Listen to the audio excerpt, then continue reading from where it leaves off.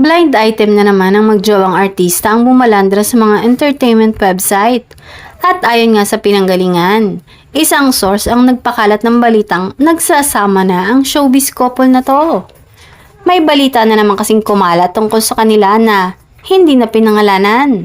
Parehas silang kilalang aktres at aktor at may pangalan talagang itinatak sa entertainment industry. Ito nga daw magjowang to ay sikretong nagsasama na sa iisang bahay.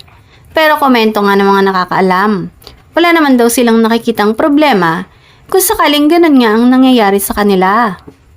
Tinanong nga ng ilang malalapit na tao ang aktres kung sigurado na daw ba siya sa desisyon niyang yon.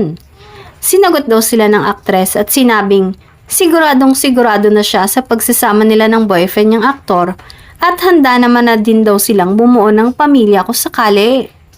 Wala naman niyang nakikitang problema sa dalawang to kung kaya't wala din naman sigurong magiging problema kung sakaling bumuo na sila ng kanilang sariling pamilya.